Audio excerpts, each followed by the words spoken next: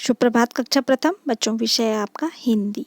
तो चलिए आप भी अपनी हिंदी की पुस्तक रिमझिम खोल लीजिए और इसमें देखिए। इसमें हम अध्ययन कर रहे थे आपके 9वें अध्याय बंदर और गिलहरी का।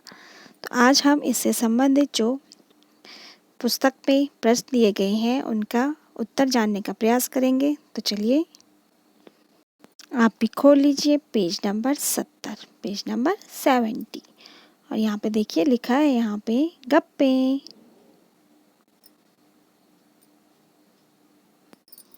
गप्पे गप्पे मतलब एक दूसरे से बातें करना। तो यहाँ पर देख लीजिए यहाँ पे क्या कहा जा रहा है। तो यहाँ पे बोला जा रहा है, यहाँ पे लिखा है बंदर की पूंछ इतनी लंबी थी जैसे क्या हो सड़क। आपने सड़क देखी होंगी, लंबी लंबी सड़कें। तो इसलिए कहा जा रहा है कि बंदर की पूंछ इतनी लंबी थी जैसे क्या हो सड़क हो, लंबी सड़क हो। फिर कहा जा रहा है कि चूहे की मूंछ इतनी घनी थी जैसे क्या हो घना जंगल। तो यहाँ पे हम लिख देंगे जंगल। तो इस तरह से लिखेंगे आप जंगल। फिर है भालू इतना मोटा था। अब आपने देखा होगा मोटा हाथी भी होता है ना मोटा। तो यहाँ पे हम हाथी लिख देंगे। भालू इतना मोटा था जैसे क्या हो हाथी। तो यहाँ पे आप हाथी लिख देंगे यहाँ पे एक खाली स्थान पे। फिर है ऊंट इतना ऊंचा था जैसे क्या हो ऊंचे क्या होते हैं पर्वत होते हैं ना, पहाड़ होते हैं। तो आप लिखेंगे पर्वत, ऊंचा पर्वत। फिर इसके बाद देखिए चुईया इतनी छोटी थी। अब आपने देखा होगा छोटी क्या होती है, चींटी भी छोटी होती है। तो हम यहाँ पे लिख देंगे चुईया इतनी छोटी थी जैसे क्या हो चींटी। तो इस तरह से यहाँ पे आप चींटी लिखेंगे। फिर है कुत्ते की पूंछ इतनी टेढ़ी थी जैसे क्या हो जलेबी। आपने देखा है ना जलेबी भी कैसी होती है टेढ़ी।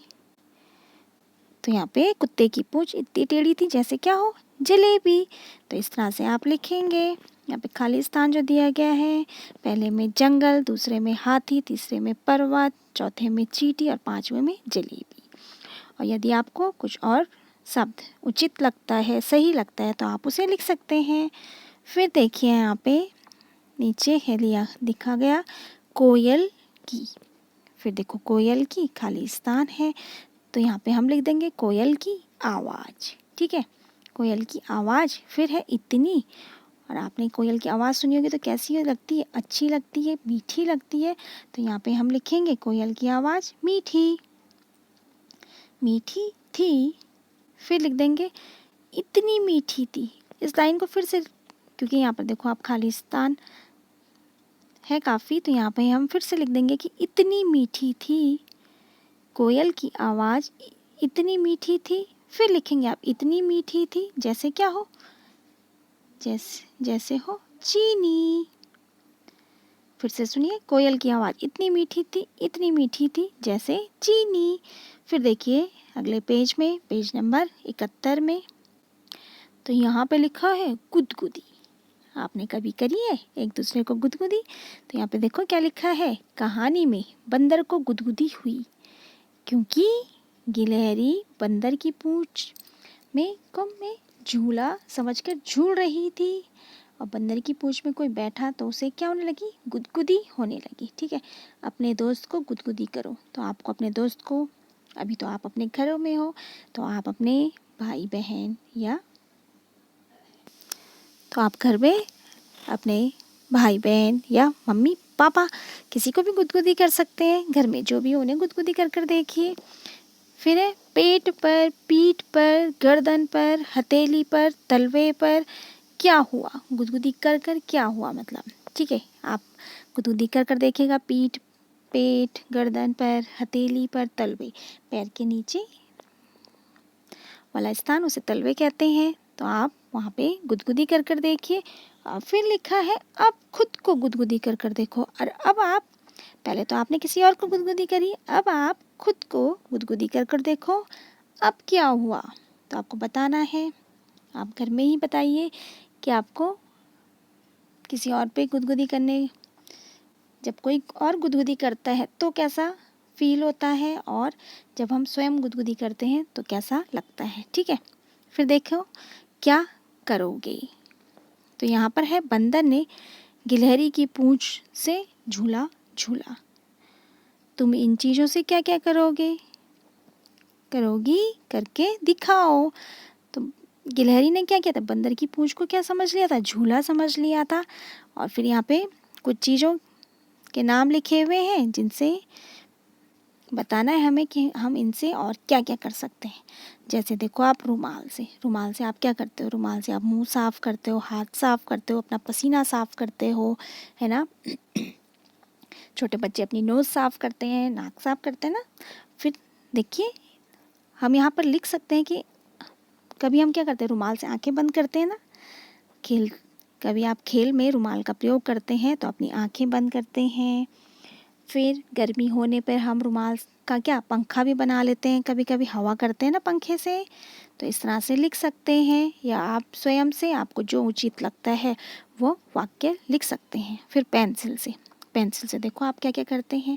पेंसिल से आप लिखने का कार्य तो करते ही हैं, पेंसिल से हम चित्र बनाने का भी कार्य करते हैं, और पेंसिल से हम कभी किसी पेज में छेद भी कर देते हैं, है ना। तो इस तरह के कार्य हम पेंसिल से करते हैं। तो यहाँ पे एक वाक्य हमने लिखा है, एक काम हमने लिखा है कि हम पेंसिल से चित्र बना सकते हैं।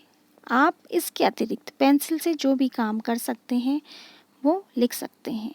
कभी कभी बड़े लोग पेंसिल से क्या कर देते हैं, बालों में फंसाकर, जैसे जूड़ा पिन होती है उस तरह का प्रयोग कर सकते हैं पेंसिल का।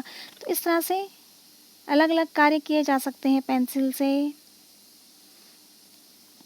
तो आप यहाँ पर कुछ भी लिख सकते हैं, जैसे पेंसिल से लिखने का कार्य या कुछ और कार्य करते हैं आप तो वो लिखेंगे। फिर है फुट्टा मीन्स स्केल जिससे आप नापने का काम करते हैं ना।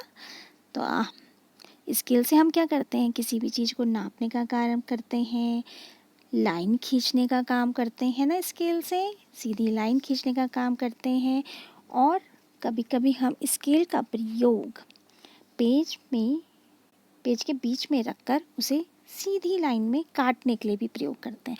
तो हमने यहाँ पे लिखा है पेज काट सकते हैं, फुट्टे से हम पेज को सीधा भी काट सकते हैं। और एक आप स्वयं से लिखेंगे कि आप स्केल से क्या कार्य कर सकते हैं।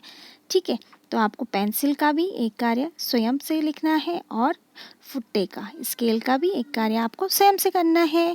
तो इस तरह बच्चों, आज आप अपनी पुस्तक में ये जो खाली स्थान दिए गए हैं, यहाँ पे आपको वाक्य लिखने हैं कि आप इन चीज़ों से क्या क्या कार्य करते हैं, और फिर